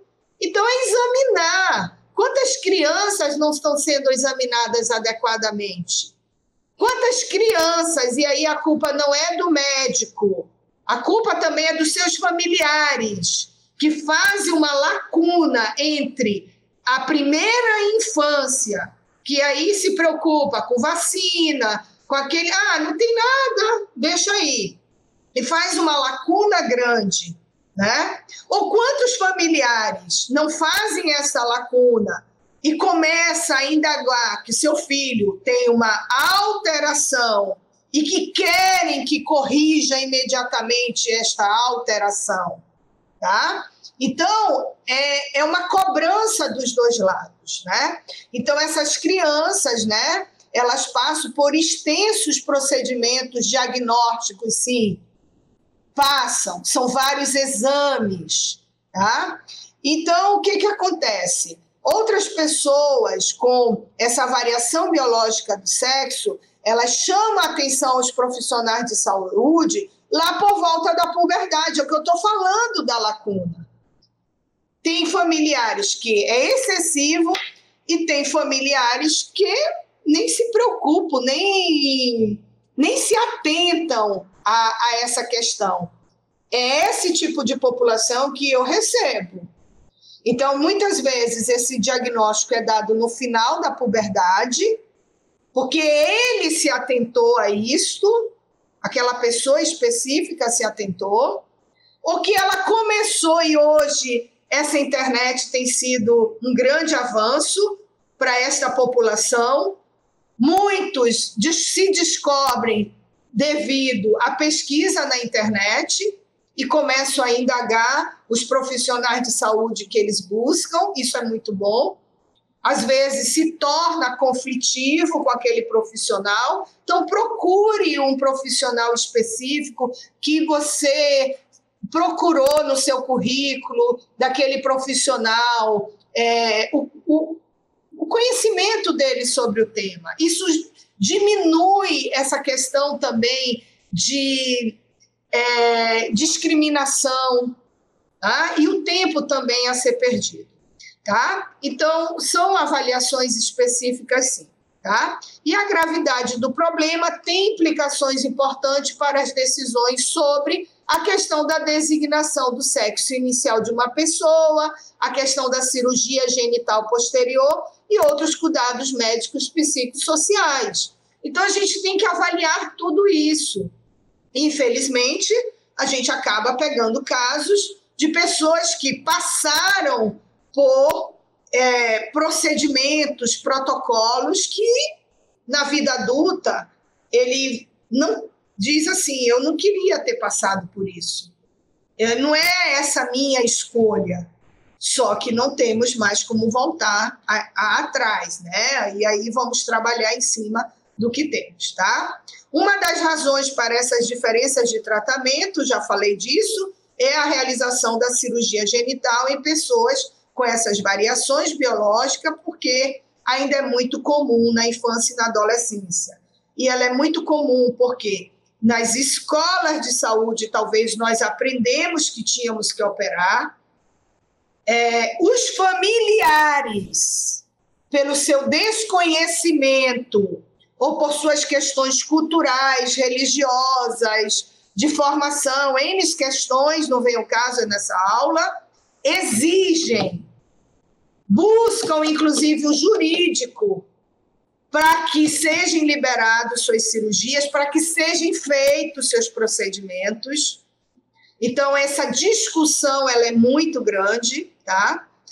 A questão da infertilidade, eu já falei, né?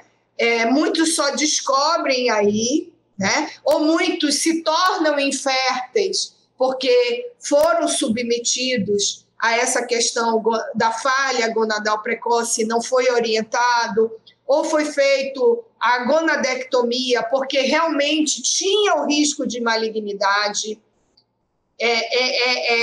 Tem que ser investigado esse risco de malignidade, tá? Então, assim, é aconselhável que essas usuárias de serviços com que tenham, né, serviços com variações biológicas do sexo, né, elas passem por essa transição social completa, essa questão do papel de gênero, essa questão, tá? No final, né, da história, no comportamento que vai ter, né? E isso nós passamos a ajudar melhor a essas pessoas, né? Então, gente, é uma questão de reeducação. Eu estou passando por um processo de reeducação através do conhecimento, de dados históricos que na minha formação eu tive, de dados históricos que na literatura médica está. E cabe a nós passarmos por um novo conhecimento. A medicina, a cada tempo, tem suas discussões. Nós estamos aí agora numa discussão grande em relação a essa epidemia. E por que não a intersexualidade também vem a ser uma discussão que temos que trazer para as escolas de saúde? Sim, temos que entender esses novos termos, tá? A questão de são anormais, tratamentos ou não tratamentos que o desenvolvimento nem sempre precisa de utilizar medicamentos específicos, tá? Então, o que nós temos que deixar como ações, né? As linhas de ação. Nós temos que começar a falar disto nas universidades, nas escolas de saúde, com as pessoas envolvidas com o tema. Nós temos que ouvir as famílias envolvidas com o tema. Nós temos que ouvir mais as pessoas com as pessoas intersexo, a sua vivência, a sua vida, como que foi. Nós temos grandes representantes lutando essa bandeira, né, em relação, onde a própria portaria, inclusive, a exclui. Os próprios movimentos a excluem. Nós temos problemas aqui no Amazonas com o movimento. No movimento, até agora, eu não caracterizei lá dentro da comissão estadual que vai discutir a política de saúde LGBT, o I não está presente. E quem vai defendê-lo ali? Eu estou falando do estado do Amazonas e quem sabe os outros estados. Então, são questões a se pensar. Hoje eu estou falando da questão da intersexualidade. Quando eu venho falar da intersexualidade, eu tenho menos público dos movimentos me ouvindo e me assistindo. E por quê? Não é do seu interesse? Então, nós temos que também identificar o I para isso. Então, como linhas de ações, essa palavra proibir a cirurgia e os procedimentos médicos desnecessários em relação às características sexuais das crianças intersexo. Proteger a sua integridade física e respeitar a sua autonomia. Para usar esse termo proibir, nós temos que vir a todo esse histórico que eu estou falando aqui. Tenho 2 horas falando, já vou acabar.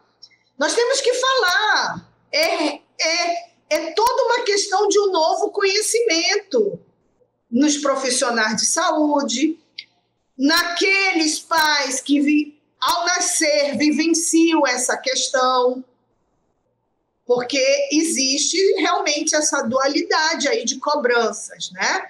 Então, essa palavra proibir, ela tem uma abrangência muito grande. Nós temos que garantir que as pessoas intersexo e suas famílias recebam aconselhamento e apoio adequado, incluindo de pessoas que estejam numa situação semelhante à sua. É muito comum nas maternidades casos de genitália ambígua, é a novidade da maternidade.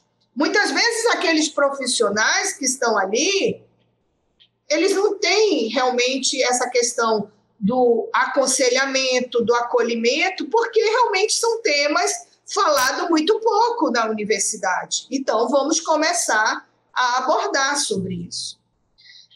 E os familiares também, né? Proibir a discriminação com base nas características intersexuais. Inclusive, é o que eu estou falando, na educação, na saúde, no emprego, no esporte. Temos uma polêmica no passado de uma jogadora, né, que foi muito falado sobre isso, e também o acesso aos serviços públicos. Discutir essa discriminação através de iniciativas antidiscriminação pertinentes. Nós temos um projeto que é o Propaz UEA, né? O Propaz UEA fala disso. Esse item de linha de ação, este projeto de hoje eu estou aqui falando, e está vinculado ao Propaz UEA, fala disso. Tá? Garantir que as violações de direitos humanos das pessoas intersexos e pessoas suspeitas de as cometerem são investigadas. O professor Denison já falou em 3 aulas sobre essa temática, né? Então, temos que estar repetindo sobre isso. Garantir também que as vítimas dessas violações tenham acesso a um processo eficiente que inclua a reparação e compensação dos danos sofridos. Os órgãos nacionais de direitos humanos devem fazer pesquisa e monitorizar as situações de direitos humanos das pessoas intersexo. Então, isso o professor Denison já falou nas aulas anteriores. Aprovar leis que providenciem facilidade nos procedimentos de alteração do sexo, nos certificados de nascimento e outros documentos oficiais. Eu não falei disso especificamente, mas lá na declaração de nascido vivo tem um item que pode ser colocado isso. Só que muitos pais, quando o pediatra coloca, eles não querem que coloque e mandam trocar. Então, essa discussão, ela vai muito, muito além. Eu acho que vai muito além, assim, a questão do respeito, de ouvir aquele pai que quer, de ouvir aquele pai e mãe que não... Aqueles pais, né? A mãe e o pai que não quer que coloque. Eu já vivenciei essa situação. A questão do esperar o cariótipo. Gente, no SUS são 6 meses esse cariótipo. E olhe lá, que às vezes ainda tem que mandar lá para a Secretaria de Saúde para pedir autorização para fazer. Eu vou começar a gerar mais cariótipos no ambulatório, talvez a gente consiga mudar a questão do gestão de uma outra forma. Se eu ouvi uma vez uma expressão que não havia demanda, por isso que não gerava os exames no CISREG. E essa demanda, eu ouvi do Ministério Público que basta um. Aí eu entendi. Então, se eu tenho um demanda, Então, eu vou gerar o exame que o gestor vai entender que existe a demanda. Porque eles não entendem dessa forma. Então, é muito complexo tudo isso. Providenciar profissionais de saúde com formação específica para lidar com as necessidades de saúde e o respeito pelos direitos humanos das pessoas intersexo é o que nós estamos fazendo hoje aqui. É o que eu tenho feito nos últimos 3 anos. Eu remodelei muito o meu conhecimento. Eu tinha um pouquinho de conhecimento que eu adquiri lá na residência, eu tinha um pouquinho de conhecimento que eu adquiri na minha vivência com os casos específicos que me procuravam. Aí eu fui fazer uma pós, eu fui começar a fazer trabalhos de pesquisa, eu começo a comprar os livros, a ler, a baixar artigo, a ir a congresso sobre a temática, mas eu tenho procurado não deixar esse conhecimento só aqui comigo. Eu tenho procurado levar aos meus alunos, aos futuros profissionais da medicina. Ano passado, nós formamos 2 turmas que já saíram com esse grau de conhecimento. Tenho procurado levar para a residência de ginecologia, obstetrícia. Então, eu tenho formado já turmas com um pouco desse conhecimento. Então, isso é capacitação frequente, tá? O aconselhamento, o cuidado apropriado a dar pais ou mães e crianças intersexo é fundamental. É ouvir as pessoas, é parar para ouvir, é parar de julgar também, né? Então, é o respeito pela integridade física e autonomia da pessoa intersexo. A Nicole colocou aqui, seria interessante as pacientes trans fazerem o exame de cariótipo para talvez saber se pode se tratar, se não se trata de intersexo. Sim, Nicole, é interessante sim, eu tenho pensado no tema, alguns trans eu já pedi cariótipo, e eu acho que eu vou começar a colocar no protocolo de todos o cariótipo, tá? E a gente gera essa demanda tão discutida para os gestores, porque às vezes realmente nós já temos alguns, vou dizer assim, uns 2 casos no ambulatório que socialmente se identificava como trans, mas tem essa questão, né? A pessoa é intersexo dentro de alguma daquelas variações e é transgênero. Mas ele não sabia que era intersexo. Então, é importante, sim.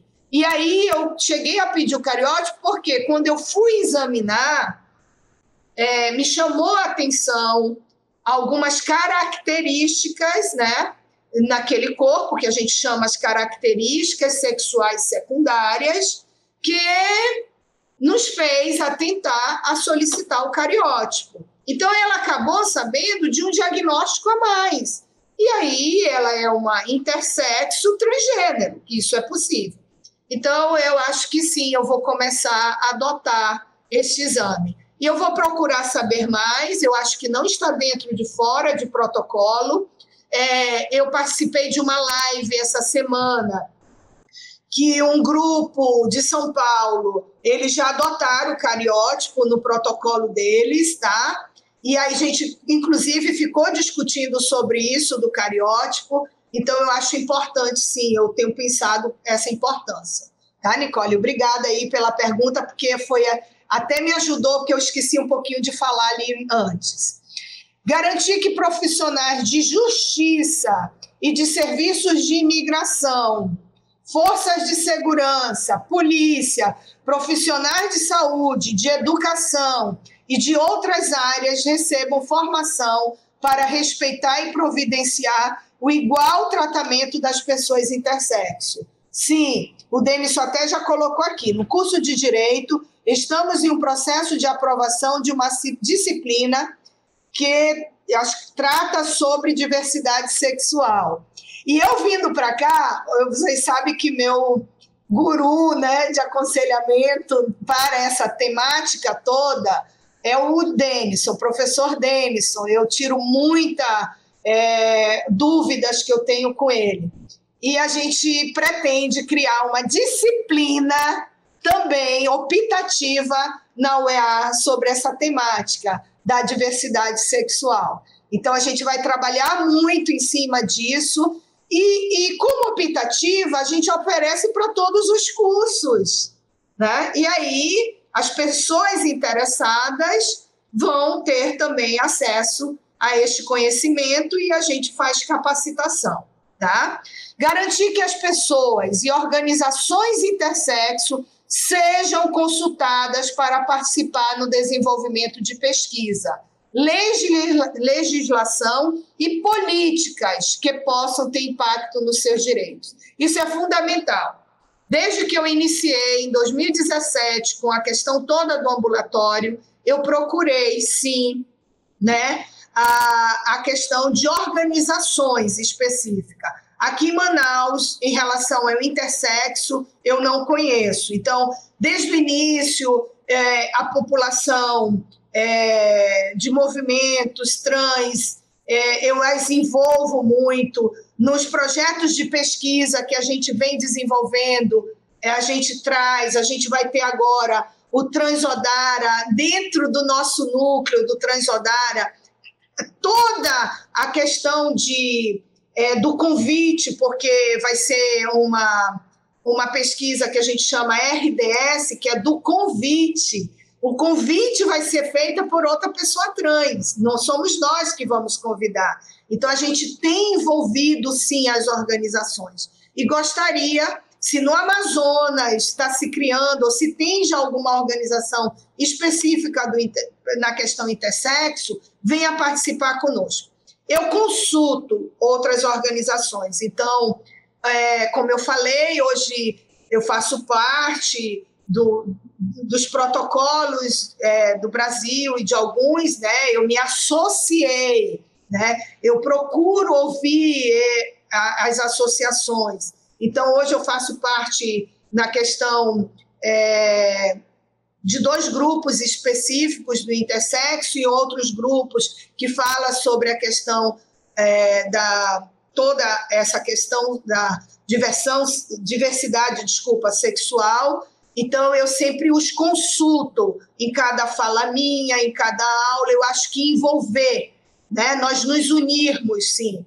E a questão de políticas públicas, legislação, o Estado do Amazonas criou um comitê estadual que está criando toda a política de saúde LGBT do Estado do Amazonas e vai ser importante muito a participação da população trans e da população intersexo nessa discussão toda, tá? Isso é extremamente importante. Então, gente, finalizando, essa é uma mensagem, né, da Associação Brasileira de Intersexos, eu copiei do site deles, mudar a sociedade, né, mudar a sociedade, isso é extremamente importante. E eu acredito que essa mudança é uma mudança com o conhecimento. Tem muitas pessoas que criticam o trabalho que eu falo, mas na hora que eu começo a conversar e na hora que eu mando publicações, que eu falo de uma forma diferente, talvez porque eu tenha a didática de dar aulas, eles mudam o discurso, eles mudam o pensamento. Então, mudar a sociedade, a gente vai mudar através do conhecimento, é o que eu acredito. E não os corpos das pessoas intersexo. Sim, não temos que mudar esses corpos. São pessoas que nasceram com uma variação, né? Uma variação em relação a esse corpo, muito na questão genital, e eles são normais, convivem conosco, têm as mesmas capacidades e temos que respeitar, sim. Então, falar disso, falar de forma científica, de forma abrangente, Isso é muito importante, tá? Alguém diz aqui, diz que é inexistente. Super agradeço. Não são inexistentes, não. Existem, são presentes, tá? E a gente precisa realmente falar muito mais, sim, sobre essa temática. Terminando... Ai, desculpa. Cadê? Porque eu mexo bem aqui, aí... Não, né? Já. Aqui. Então, essa é uma outra frase também, inclusive... Eu coloquei o texto onde eu tirei essa frase, tá? Dentro dos arquivos. Tu, as tuas amigas e os teus amigos e outras pessoas também podem fazer a diferença. Então, esta aula ela vai ficar disponível. Esta aula, eu já assinei aqui, que está aberto para a mídia, tá? O que eu falei, o que está escrito, outros vão melhorar esta aula. Eu já vi que tem 2 erros de slide, eu vou corrigir o slide e vou colocar o slide como documento, tá? E é isso, tá? Cada um tem que semear. E se nós começamos a ser essas sementes, toda essa questão de discriminação começa a mudar. Isso é muito importante. Então, como educação continuada, é o nosso dever aqui da universidade passar esse conhecimento. A UEA é isso, é esse coração colorido. A UEA ela tem realmente toda uma questão com a diversidade, né? E aí nós temos o projeto Propaz UEA, que nós estamos aí abrangendo tudo isso, mas dentro desse coração da UEA, né, nós também temos agora o coração do símbolo intersexo. A Nicole colocou aqui, uau, a palavra androgínia tomou proporções gigantescas depois dessa aula. Obrigada, doutora. Ô, Nicole, eu que te agradeço de estar aqui me ouvindo, e eu sei que você é uma pessoa que replica muito a informação, replica muito o conhecimento, você tem sido uma grande participante, colaboradora, tá? Muito obrigada mais uma vez, e eu estou aqui justamente para isso, para levar adiante toda essa informação.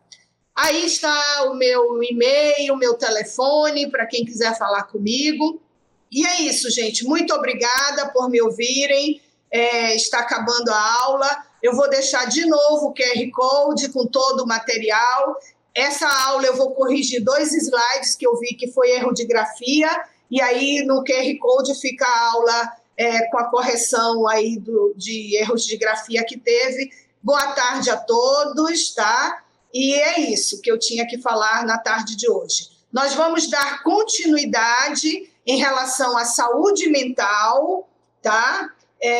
Nesse projeto vai ter alguma aula sobre saúde mental, e eu estou averiguando quem vai dar a aula sobre a saúde da questão da mulher lésbica, tá?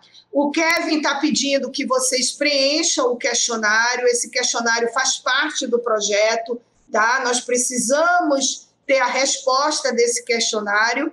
E também, quem assistiu à aula, faz lá sua inscrição direitinho no site da Telesaúde.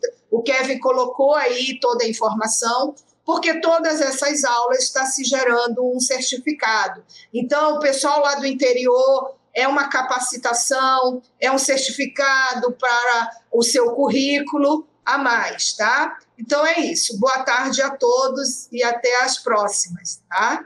Acabamos.